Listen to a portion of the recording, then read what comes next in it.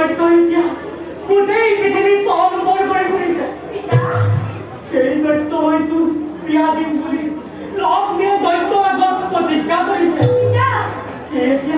সি এতিয়া তোক বিচাৰি ফুৰিছে। তই ইয়াত এখন যিটো ৰৈ নাথাকিবি। সেই ঘোঁৰা মুখৰ দুৰ্দান্তকাৰী দৈত্যক দেখিলে মোৰ পেটতে হাত ভৰি লুকায়।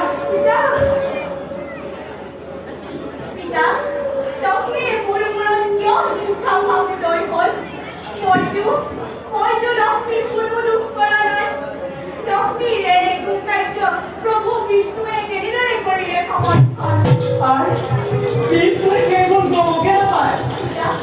অৱশ্যে আমি তিনিওজনে মহা অপহৰণৰ বিষয়ে আলোচনা কৰি আছিলো। এই বিষয়ে বিষ্ণুৱে লক্ষ্মীৰ ওচৰলৈ গৈ আলোচনা কৰিবলৈ গৈছে। মোৰ প্ৰতি লক্ষ্মী এটি ঘূৰণীয় কাৰ্য লিপ্ত হ'ল। মই কিন্তু সহ্য কৰি নাথাকিম।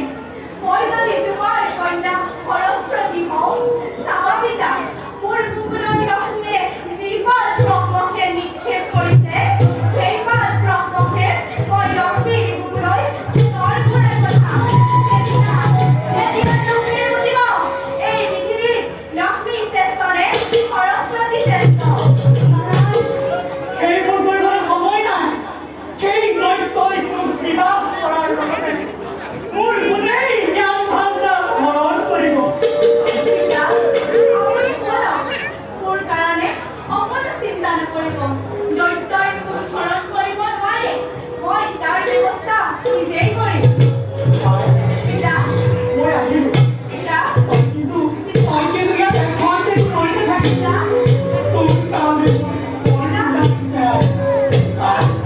মই আহিলো।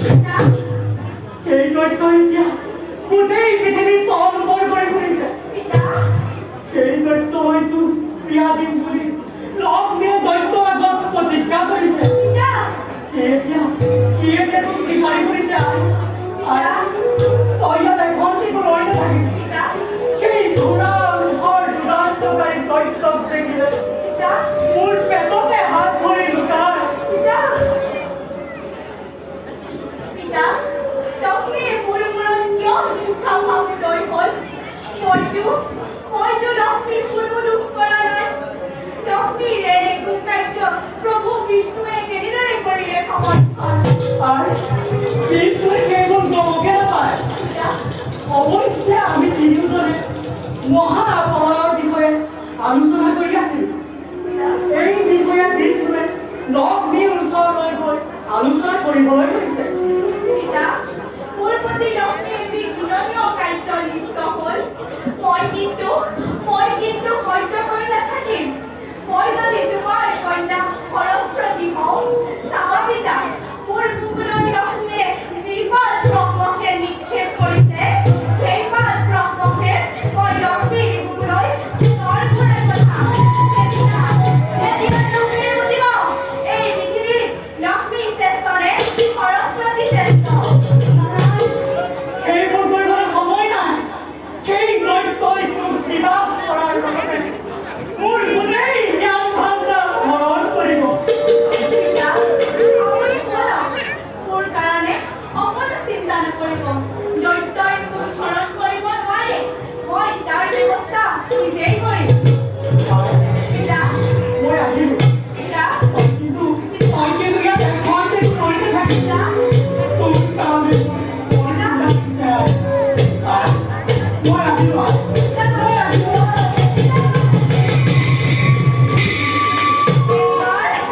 এইবাৰ সাৱধান হোৱা লক্ষ্মী। তুমি বিষ্ণুৰ পত্নী হৈ ধৰ্মতে ধৰ্মকাৰ্য পাহৰি পেলাইছা।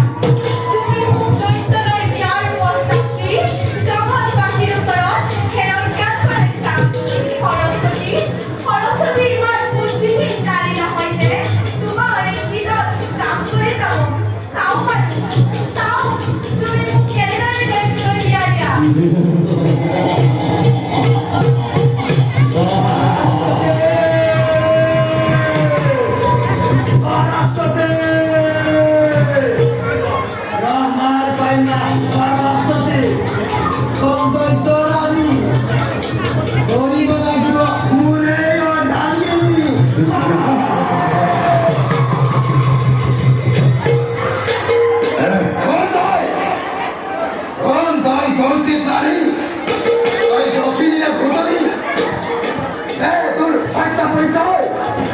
দৈত্যপতি, মই কোনো জটিল ভুজনি নহয়। মই লক্ষ্মী ন্যায়লক্ষ্মী সৰস্বতীহে।